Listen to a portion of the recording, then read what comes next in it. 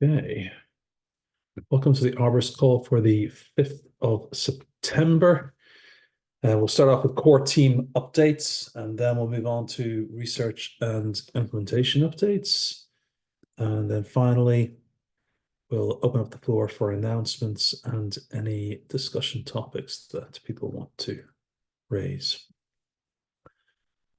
What are Arborist calls? They are bi-weekly calls where people who are working on the Zcash protocol come together to provide updates and discuss timelines and processes and identify any blockers and coordinate to remove them.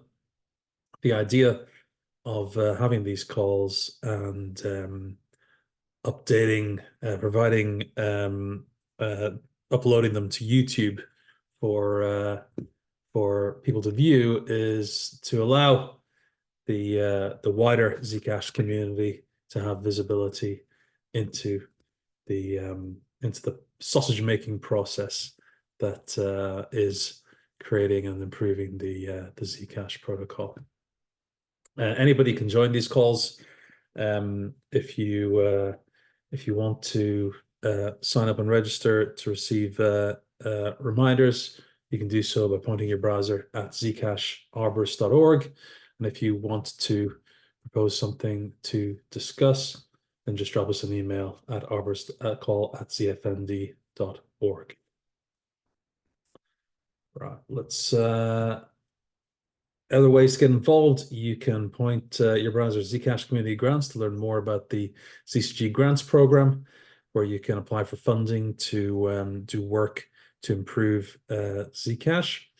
You can also join the Zcash R&D Discord, where many of the engineers who work on Zcash hang out and chat and coordinate there.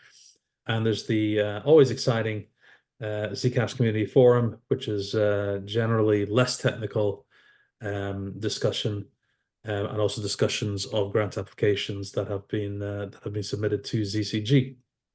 And you can find all these links by pointing your browser at zcasharborist.org.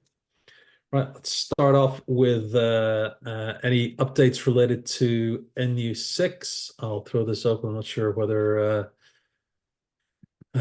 Chris, do you want to give an update, or maybe Conrado? Sure. So NU6 testnet activation went well, and Zcash D5100 was released. That will EOS halt at the beginning of November. So the next step on NU6 is to make a Zcash D600 release that will set the NU6 activation height on mainnet. The one slight hiccup is so the network upgrade on testnet went fine, and everything was happy, and then we didn't realize that whoever it is who has been providing mining power to testnet didn't upgrade, and we all shut down our miners on Friday, and so testnet is currently paused until we can fix it, because Zcash D at least has a restriction whereby if the interval between blocks is too long, it interprets that as something is wrong and it needs human intervention. So we have to perform that human intervention in order to get testnet back online. But apart from that, it went great. So that's the current status on NU6. Anything I'm missing, Conrado? I think that's it on the Zebra side. Everything went smoothly. Yeah, I don't have anything to add. Yeah, I think the current halt is caused by two different things. One is that, as I understand it, the Zebra D internal miner is still not working in the NU6 testnet supporting release of Zebra D, and we all shut off our Zcash D mining nodes, and so the chain just halted. So this will be an exercise in bringing the chain back online. Yeah. Just to confirm, we have like internal miner feature, but I think it was enabled. We enable it like internally. It's not, I think, available in the main release. So yeah, no Zebra nodes, no Zebra testnet, no Zebra mining. So yeah, this also contributed to the issue. Paco. Hi everyone. Would it be helpful if we maybe if we can get the people doing the grant of the testnet infrastructure to set up a miner with the testnet node that the person is using to service the testnet block explorer help in these kind of situations, or is it undesirable? Just let me know when we can actually like set it up. We should have some like maintained testnet mining power. We don't know who was providing the testnet mining power before now. If anyone in the community wants to hold up their hand and say, hey, that was me, that would be great. But we're currently planning to set up a little bit of sort of minimal testnet mining infrastructure at ECC just to keep the testnet chain ticking over. But yeah, we have to get the chain going first. Yeah, you had to start the lawnmower by hand. Yeah, exactly. All right, let me know and we can like set it up. I'm in contact with that grantee, so maybe we can do something. Alfredo. Yeah, so do we know how to fix this? Is just a matter of someone start mining the testnet, or it's more complicated than that? It's We don't know. slightly more complicated than that because essentially Zcash D is currently in a state where it perceives itself to be behind where it's the last block it's received is so far in the past that it will not leave syncing mode. And so it can't get into the state where a miner can run on it. So the key here is we have to basically, in order to mine a block, we have to override the time since the minimum time or the maximum time since last block, and then we can start mining again. And we're kind of waiting until Strad gets back tomorrow because he remembers how to do that, and none of the rest of us, we'd have to go and figure it out. So it'll be, since Strad will be back soon, we're just going to wait for his brain. Yeah, it's important for us to fix it up because we have like testnet CI checks that right now is not allowing us to merge any PR into the Zebra repo. We could disable the test, but yeah, I mean, we could disable the test if we want, but it would be good if we just fix it up because we have to fix it anyway. So waiting until tomorrow is not a big deal. If the situation gets worse, we'll see, I guess. Yeah. Thank you, Chris. I think that in general, it's, just like ECC is going to set up some minimal testnet mining infrastructure, it would be good to have maybe 3 or 4 entities in the ecosystem that all that A, follow upgrades closely, and B, provide a little bit of testnet mining power. Obviously, it sounds like for ZF, since you have CI that depends upon it, it would be nice if ZF were to run, a small mining node somewhere, so that tests don't go offline for this kind of reason. Yeah. So forth. Yeah. Well, we had problems with the DNS there in the testnet maybe a month ago, and it was the same thing. So it's good in a sense that we realize something is wrong because CI stops working.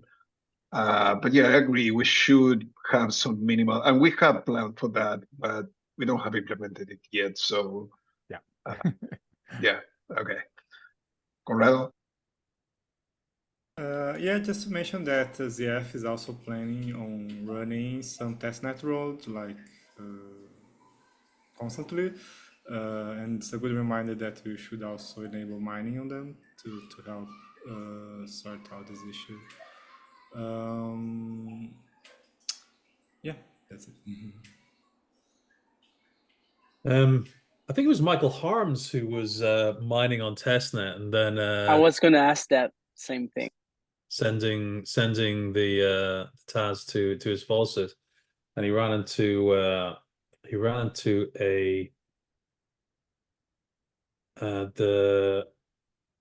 Zcash build error on Ubuntu. Didn't have time to work through it, so he took down the faucet for now. Okay, that explains it. So he was the one who was keeping our test network alive. And all right, so yeah, but let's in the future, let's get this fixed, and then let's all run some minimal infrastructure so that there's some guarantee of continuity. Yeah. Also, probably worth documenting how to escape from this, because God forbid something happens to Strad. Well, I mean, this is just essentially me being lazy to wait till tomorrow, because it's I've got other things that I'm trying to complete. I could figure it out, but since it's just waiting till tomorrow, I can probably just Cool. just wait. Alfredo. Yeah, so I don't remember exactly, but I think after some time that no blocks gets mined in the testnet, the hash rates go to 0. So I guess anyone could mine, but I could be wrong. And anyone can mine already under normal circumstances. Under normal circumstances, if you spin up a miner with, if I put 8 cores on it, then I'll, win, most of the blocks with CPU mining, unless someone brings on an ASIC to test it out or something like that. But so even under normal circumstances, anybody can mine. Just right now, the problem is the maximum time since the last block has it been exceeded. Okay. And in terms of testing, making sure that transactions can go through, was there any coordinated testing done? Yeah, I mean, when we did the NU6 activation, we sent a bunch of transactions back and forth, and yeah, in fact, I hooked up my local version of Zex SQLite CLI with the necessary changes to the test network, and used that to send and receive some transactions and so forth. Cool. We haven't published an update to the crates that are needed in order to do that for other people to do that yet, but should do that soon. Any other questions relating to NU6? Okay, let's move on. And I'm shaking up the agenda order here a little bit, because it did feel like sometimes we were covering stuff before we got to the agenda items. So who would like to give an update on Zcash deprecation? So I can give a bit of an update. There's been a bunch of conversation between ECC and ZF this week as to the architecture for the pieces that are required for the replacement wallet, which is obviously the biggest blocker to Zcash deprecation. I think we have a pretty good plan for that architecture at this point. And I think we're pretty, modulo time that's currently being spent fixing a couple of bugs in the wallet backend, we're basically ready to start moving a bunch of the synchronization code from our internal testing CLI wallet into Zcash client backend, and from there building out a skeleton for a public facing, or a CLI wallet that is a product instead of a testing tool.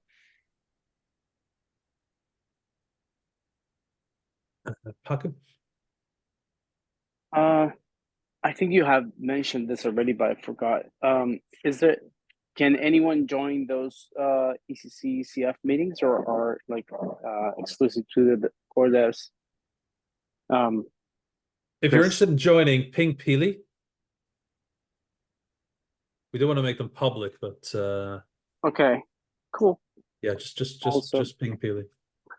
yeah, nice. I've been trying to craft a series of boards to try to see like different like overall progress between the tracking issues that Pili is doing, which are awesome, and the dog that is also awesome, but it's kind of like splits between the two, and there are a lot of items that overlap, and so I'm trying to figure out what's the best tool to actually see Zcash deprecation at a glance in terms of progress, because the dependency part is pretty well covered with the DAG.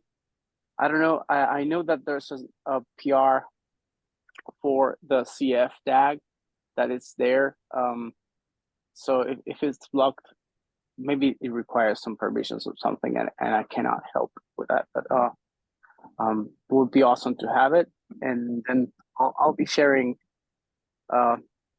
the results I get with the GitHub free tools for doing projects and tracking stuff that I'm trying to achieve there, to do some like public boards that show like who's working on what, or what's the progress, or what is being worked on at the moment in a concise way.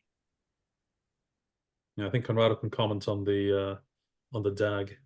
Yeah, well, the ZFs that we had disabled our DAG because we weren't using that much in the past, but now that we're working on this, we want to restore it. But there was some weird permission issue with ZenHub, and the solution was basically, and we were using an old API which is not supported anymore. So I created a PR for the DAG generation that migrates to the new API. It would allow, creating a DAG which issues both from ECC and ZF projects. It's still under review. I think Strad wants to take a look, but he's out. But I'm guessing when he's back, we'll be able to review that and get it merged. So I think he's just blocking on that. And yeah, I agree it would be good to, I think the DAG is really useful, but it might be good to have like a bit higher level view. Maybe we can do like grouping issues somehow. I'm thinking about this too. I also want a solution to this, and I'm thinking about it, and I'll see if I come up with something either in the DAG or just something parallel to it.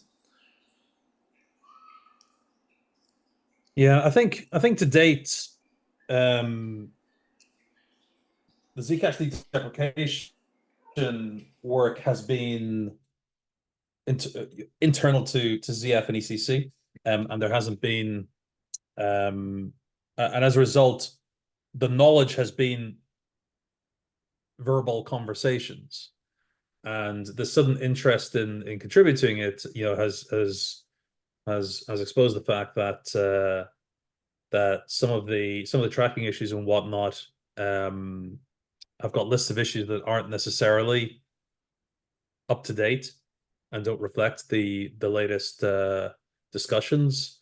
I've put this issue 1373 in the Liberus Zcash repo up on the screen, because this is where there's been discussions about the overall architecture, and obviously agreeing on architecture is a key part of them being able to say, right, what is it that we're actually going to do, and once we know what we're going to do, we can other people can then stick their hands up to actually contribute to that. So there is I think an onus on us, ZF and ECC, to figure out what needs to be done, what the end state is that we're aiming for, what needs to be done, and then having some stability around that, so that we can then start to figure out what it is that needs to be delivered in terms of parcels of work, and then other people can then look at contributing to that. Yeah, I think that's one part of it. I've seen on the ECC core team DAG that there are a lot of items that don't have incoming edges, so they're in theory ready to work on, and that they might be small enough or contain enough that that contributors can actually work on them. Besides, like the big picture, that I agree with what you just said, and it's kind of like hard to, you know, hard to find it if you don't know like where to find it. Like, so I was trying to see how we could like make that better. And there's also, I don't know, it's still in, I guess, talks and meetings, but there's a chance that Zingo might be contributing quite a lot to Zcash deprecation, mostly like the node RPCs. I don't know on which extent to the wallet, Zcash wallet itself, but yes, the RPCs and indexing and whatnot. So I guess that having these tools would be awesome.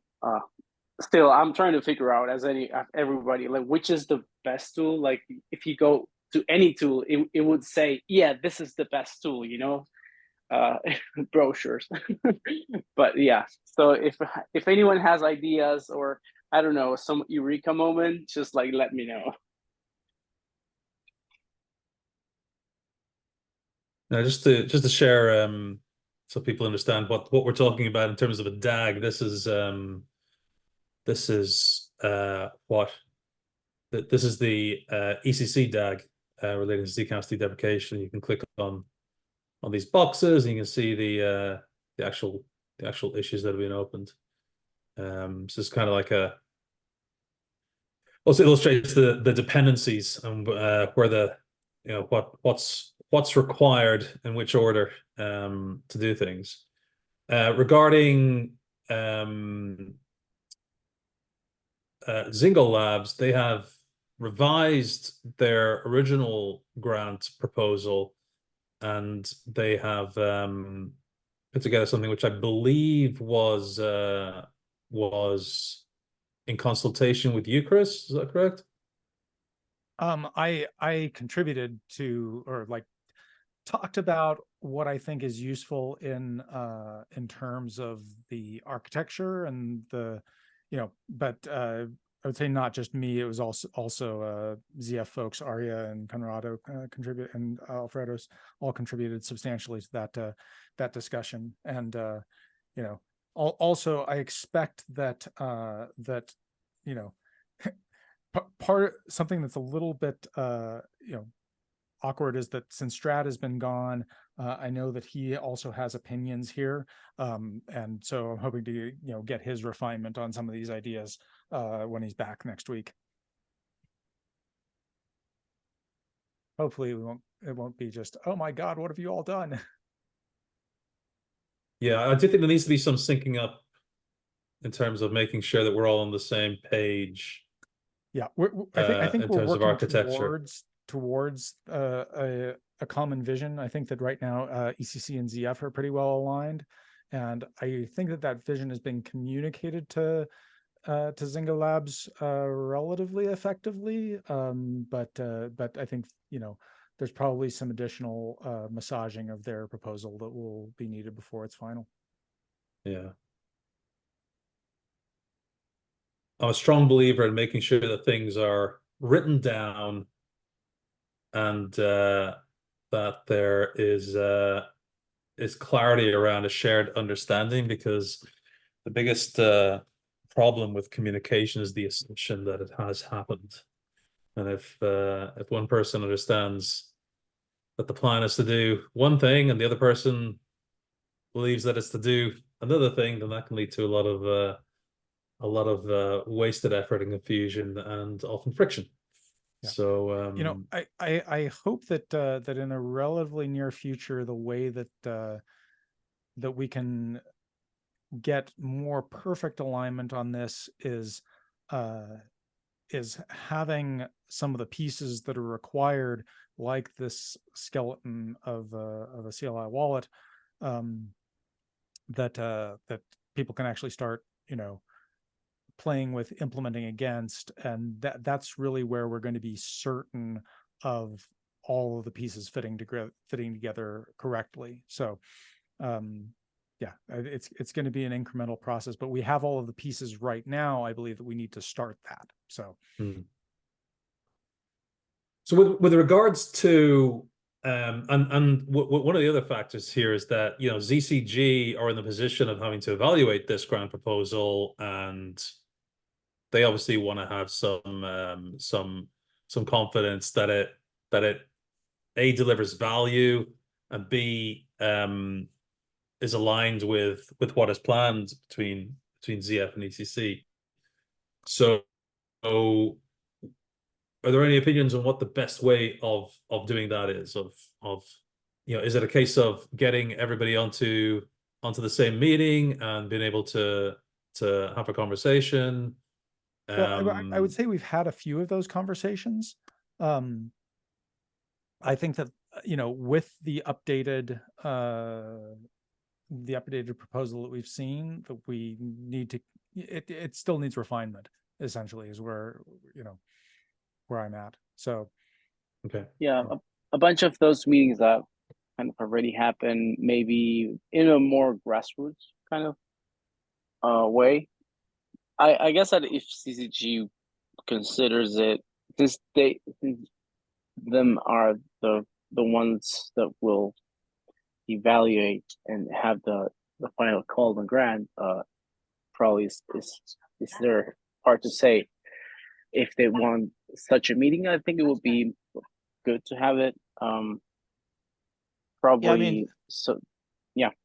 Yeah, so we had a call with Zonkus last Friday, and where we left things off with him was we asked specifically for him to get sign off from, the ECC and ZF teams before posting the grant. So it sounds like he didn't get that if you think there's additional refinements that need to be made. So it sounds like, that's sort of where the miscommunication was. And if there's any way we can sort of make it more clear, so they're not continuously, so we know what we need to review and they're not continuously needing to make updates to their grant, that would probably be a good way forward.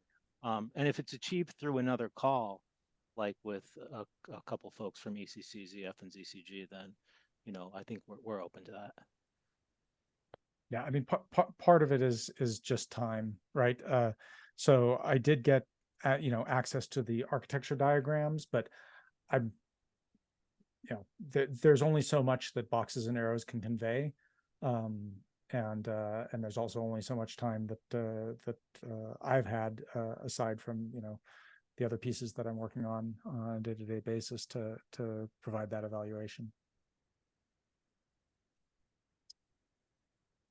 So I'll make a general comment, which is that what we're effectively talking about here is delegating or bringing in someone new, delegating some work or bringing in a new organization to contribute to it. We all know that when you bring someone new into your organization, there's a cost to onboarding them. And I think we need to view this in the same way. And secondly, with regards to delegation, one of the key things that I think is tricky here is that is that person just taking a very well specified job on, in which case they have to deliver against a very tight set of specifications, in which case those specifications need to be super clear, or is there a set of outcomes that can be described and that they then have a lot of latitude to deliver those outcomes in the way that they see fit. And there are trade-offs in all of these things. The fact that we've got different pieces working that need to be interconnected and working with one another makes this tricky. We've got considerations about how CLI what is going to interact with Zebra, security considerations. We just had a discussion today during the Zcash deprecation meeting about the security implications of accessing the Zebra database and side channels and whatnot. I think if we can, as much as possible, try to get people on the same page, and in my opinion, that means being able to get people on calls together. I know that calls take time, but at the end of the day, if we're having separate conversations, it feels like it's difficult that there's one set of conversations happening over there, and now we're having a conversation about this, and Jason's listening into this from the ZCG perspective, and yeah, it just doesn't feel ideal. Maybe we need to try harder to try and get people all onto the same calls. Paco. Yeah, I think it's a little bit of both. So it fits into the tricky category that you mentioned, because we have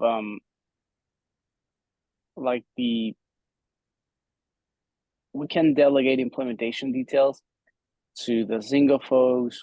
I guess that I have confidence that they have a good team that they'll be able to do the code needed and merge the additions to the existing repos that they need to do, and they need to merge with as they see fit with their expertise. But then you also have the part of the indexer that has to serve existing partners like exchanges, block explorers, and wallets, and etc. That actually kind of needs a spec, or I guess part of, like, if there's not a spec already, there should be kind of an outreach and say, hey, what are the RPCs that you're using? What are you using them for?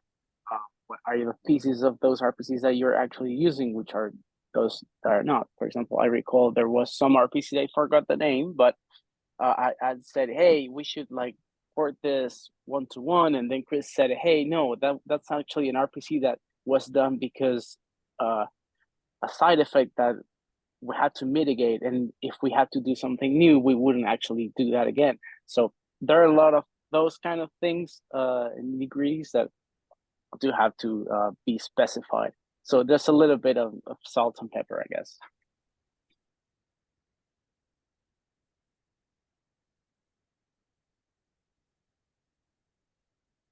Okay, well, I feel like we should move on from this topic. Let me go back to the agenda. But yeah, if anybody is interested in contributing to Zcash deprecation, reach out to Pili or to any of the core engineers, and express an interest in joining those calls. Now, where's my...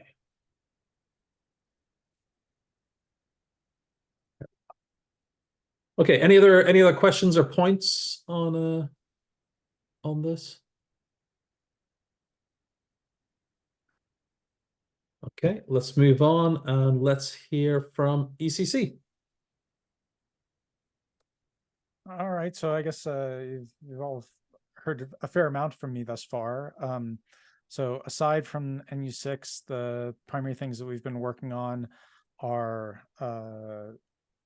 moving. So I've just put up a PR for moving some test infrastructure from Zcash Client SQLite to Zcash Client Backend. That's going to facilitate the use by hopefully the Brave and ChainSafe teams, and potentially also the team that's working on the Keystone wallet. So they all have been making good and important progress. There's one outstanding bug in light wallet synchronization, or generally wallet synchronization, that I'm working, and I think that's basically it, apart from NU6 and there's been specification work for NU6 and then bits and pieces of the release process that have been the primary things that we've been working on for the last couple of weeks. Any questions for Chris? I missed the first 3 seconds that were really important to describe what you were doing for Change Dev and Brave. It's I finally am getting to do the work that I've wanted to do for a long time, which is migrate the test infrastructure from Zcash client SQLite to Zcash client backend so that it's reusable across wallet backend implementations. Oh, okay, cool, thanks. Alfredo? Yeah, so I didn't have a chance to look at your PR yet, but that's replaced the one I opened it up, which was a dirty hacky solution, I guess. Yeah, that's its intent is to get everything moved to a generalized to take a generalized approach so that your PR closed 1412. I literally just put the PR up a few minutes ago, and it's still a draft because all right. There so the generalization piece has been largely done. The moving piece will show me where I have not successfully completed the generalization. Yeah, but that's what comes next. Okay, cool. Thank you. Any other questions relating to ECC's work? Okay, let's move on to ZF and Zebra. He's in the hot seat this week.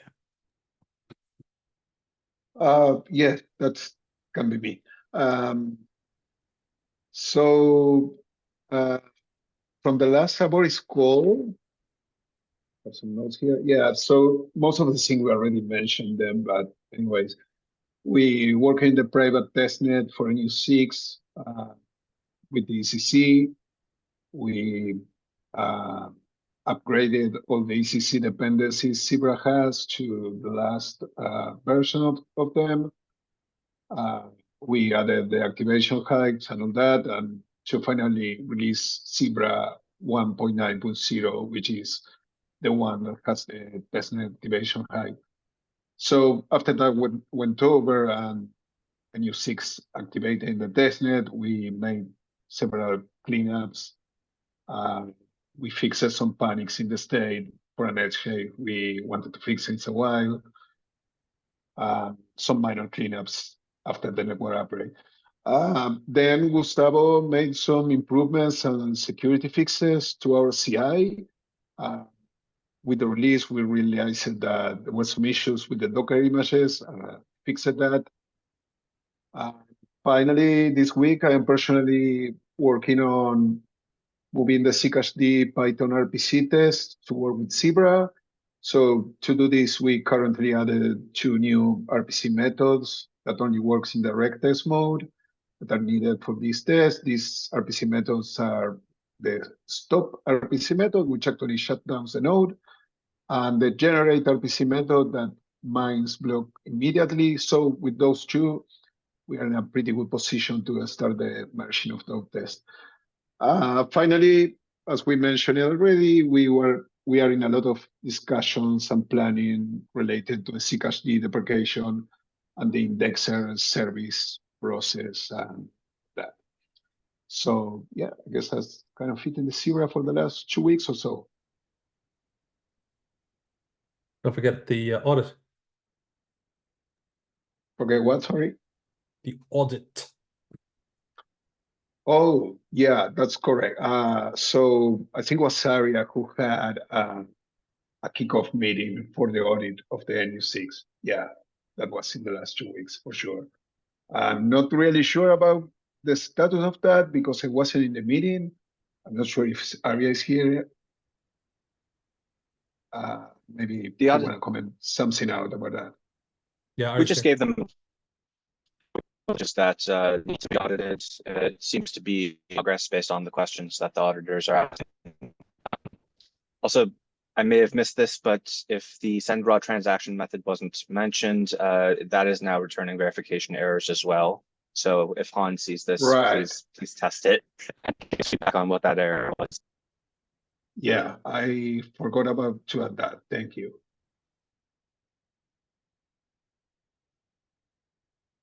Cool. Any questions relating to Zebra?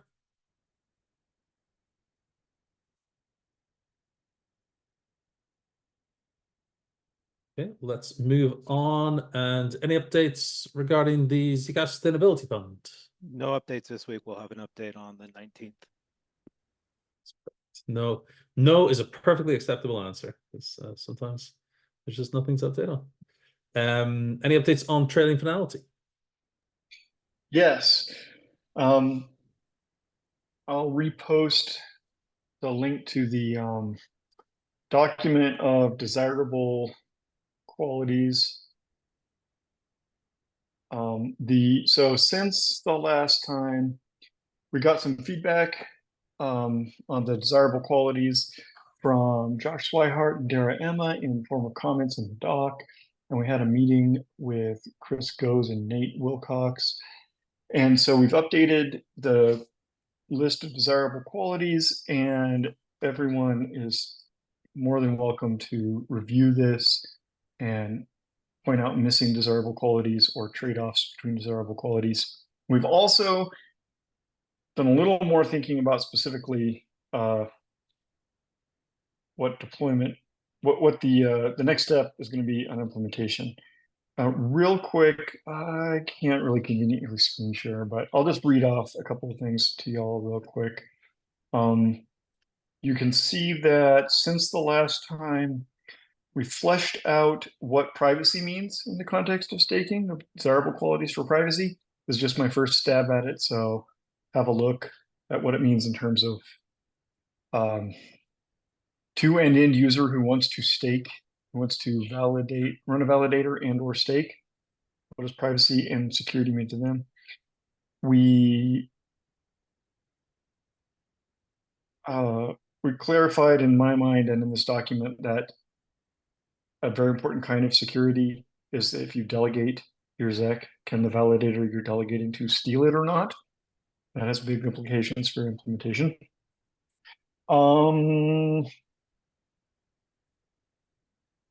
We came up with a potential desirable goal, which we're currently leaning toward excluding from the first deployment of Crosslink, which is the amount of staked ZEC sort of evenly distributed so that there aren't a few actors who control a lot of the ZEC.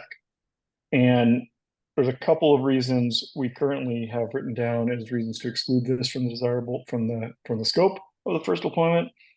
One is that in the Crosslink design, if you do control, if there's an adversary who controls too much of the ZEC, there's pretty limited damage they can do. Though pretty much, as far as I can currently understand, the worst they can do is halt the protocol until people get together and decide to restart it.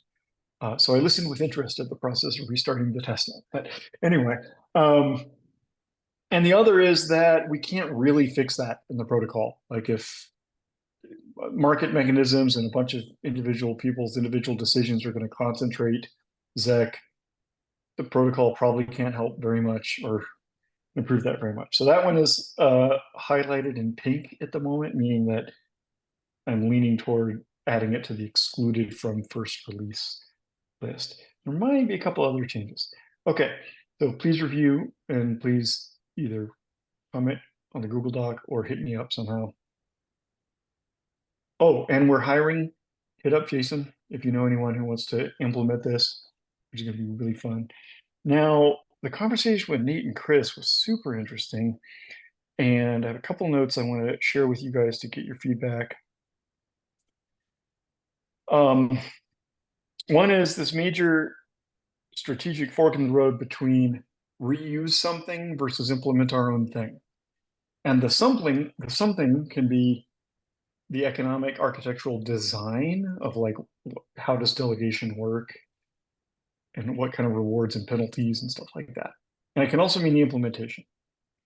And in both cases, the pros of doing our own stuff is we get to exclude things that Zcashers aren't super important to Zcashers right now, which reduces risk.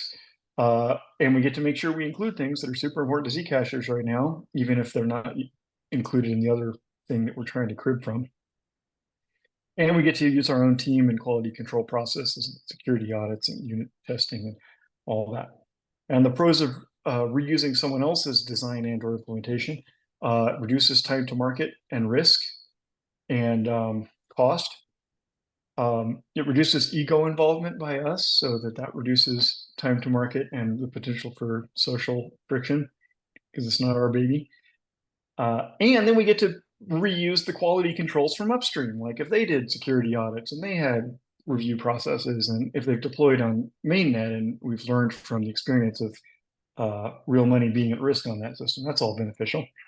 It's interesting to note that the design part and the implementation part are different. If we wanted to crib from something upstream for its design, Cosmos Hub is apparently a great candidate because there's been like at least 100 live projects that have deployed using more or less the same economic design. And so we have a lot of both security audits and mainnet like honeypot tests to see if anyone can exploit any of them. On the other hand, Cosmos Hub is implemented in Go. Nobody wants to deal with that. But if we wanted to crib somebody's source code, there's both Namada and Penumbra that are implemented in Rust that have their own designs and their own source code. That's about as far as I got there. And then Nate and Chris had really great ideas about how to get started with really dumb, simple prototypes that don't do much, but you can learn from. Here's a proposal. Prototype 1, it doesn't have staking. It has Crosslink implemented. Crosslink has a proof of work component and a proof of stake component. The proof of stake component isn't implemented, so it always fails. So now how does prototype 1 behave? We could probably learn a lot and fix a lot of bugs just from that one. Prototype 2 is just like that. And the so-called proof of stake component is really just proof of authority, where there's like a server or 2 out of 3 servers or something that can do that job. And then possible prototype 3, I've learned a lot from Chris Goes. He works on Anoma, and he's been volunteering a bunch of advice and information. It's really useful. Possible prototype 3, it still doesn't have staking, but you hard code a list of public keys and how much voting power they ought to have. And you hard code that into like a Comet BFT implementation. Comet BFT is a component of Cosmos, which just does the BFT, right? And hold on a second.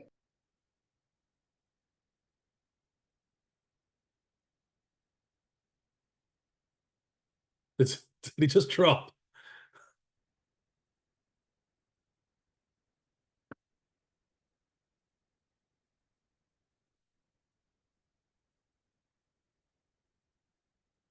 Okay.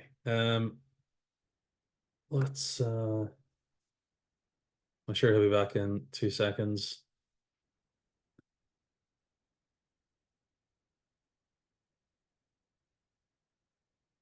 Hello? There we go. I clicked the wrong button and then I couldn't find the link again. Okay, so another idea for a prototype that we could implement to learn from is, oh yeah, I was saying use like Comet BFT or some BFT algorithm and hard code a table of public keys and their voting weights. And then the next one, possible prototype, is hard code a table of public keys and their voting weights into the Zcash ledger and let the proof of stake component of Crosslink read it out of the Zcash ledger. I think that's all my notes. One more thing I wanted to mention, which I didn't include last time in my summary of desirable goals, is that Shielded Labs really values the time to market goal, in part because we have a limited budget. Shielded Labs intends not to accept dev funds in the future. And we got these donations from these really generous Zcash holders and supporters. And those donations are earmarked to just for this project, to deploy a crosslink/TFL to mainnet. So to ensure that we succeed at that, we have to deploy it as soon as possible while our budget lasts. But perhaps a more important motivation for us is just to deliver it to users soon because they want it. So time to market is like the first one on the list, on our list of desirable goals, and those are the reasons. Okay, any questions? That was a big brain dump. Alfredo. Yeah, so maybe this was already answered or already in the document. I didn't was able to read yet, but I remember this book from Diorama where, yeah, so I'm wondering if what you're trying to do is kind of in that direction or is totally different. Good question. Yeah, we're intending to use pretty much exactly the protocol in that book, which I think the protocol is specifically crosslink v2. But there's a protocol that Dara, Emma, and Nate worked out. They've done a lot of security analysis about what can go wrong. And that protocol has great properties for our purposes. Like it's really safe. And it keeps the proof of stake and the proof of work side sort of as little coupled together as possible. Do you plan to update the book with the new feature or stuff you have in your document right now? Great question.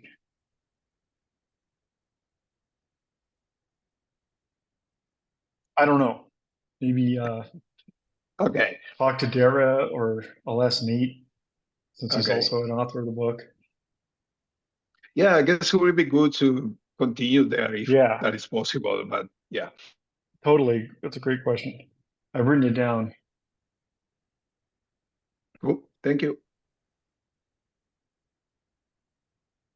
Any other questions or comments?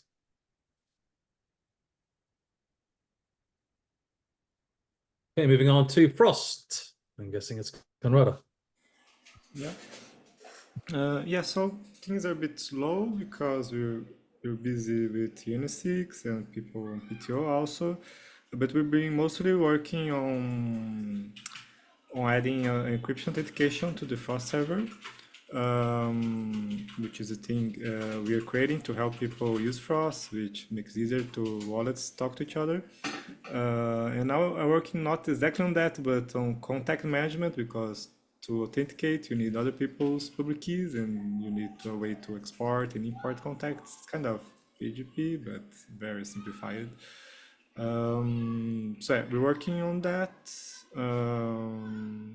And also on finishing the refresh share functionality for the DKG, for the distributed key generation. I think that's it, yeah. Any questions relating to Frost?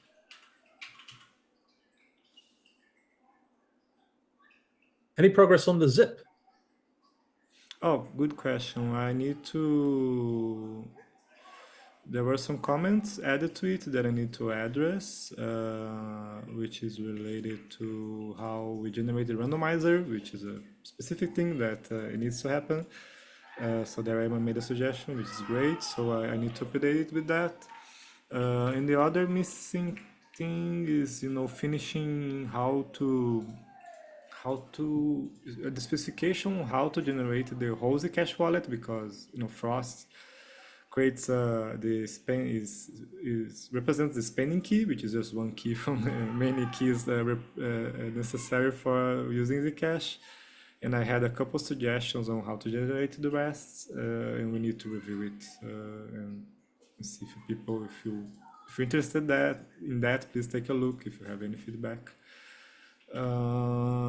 And I think the other missing thing, I don't think it will be part of the zip, but it's kind of a requirement for it maybe, is like the transaction proposal format.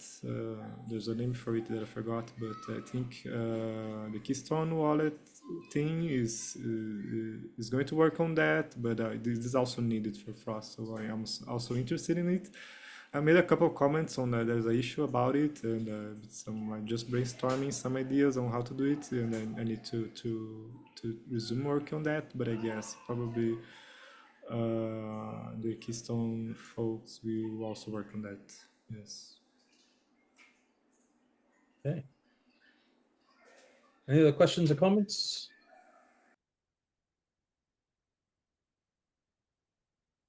Okay. I don't think we have anybody here from Keta today. They normally only join the early time slot calls. So we can move on to open announcements. Does anybody have anything, any news they want to share with the Zcash community? Conrado. I think testnet is alive again. Someone started mining. I don't know, but it seems to be working now. I was going to start to mine on it, but I think someone beat me to it. We need to double check if everything is actually working, but it seems to be working. By the way, it was Michael Harms who was Right. mining. He was running a T3 large instance running Zcash 3 with gen equals 1. Nothing powerful. So, Alfredo.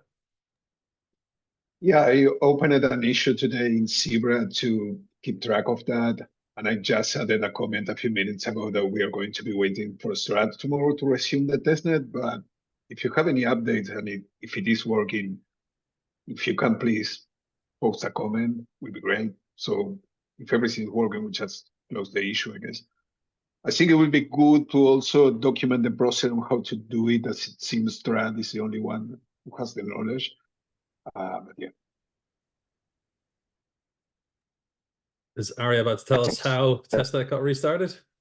It just works. I didn't really change anything. I just merged main into the restore internal brush. That's enabled the miner. You're a bit garbled, Arya, but I'm guessing that you're trying to tell us that you span up a Zebra instance with a miner enabled. Yep, it just worked on its own after merging the changes from main in. Cool. Yeah, just to I think to repeat that, we had a branch with mining support for testnet, but it was a bit outdated, so I updated sync with main, and I think he started running it and it's working, and I also running it, but my node seems stuck, but I'll figure out. I'm not sure what's happening. But the reason I reported this is because I'm checking, just to be clear, I'm checking the testnet, the Cache Explorer app site, and it seems blockers are getting in, so this is why I reported this. Cool. He says meetings can't be productive. Any other open announcements or news that anybody wants to share? Okay, any discussion topics that anybody wants to discuss? Can I just add one thing? Yeah, go ahead, Zico. To Conrado's question, yeah, the thing that we're doing at Shielded Labs is basically just the TFL/crosslink design from that book. All the things that I've been talking about are sort of more specific questions that you have to answer in order to implement and deploy it. Just so you know. But your suggestion, Conrado, about Alfredo, about updating the book is a great one. Cool. Thanks.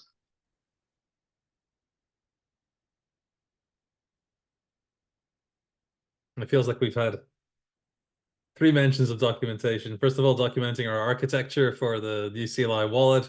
Secondly, documenting how to get testnet running again.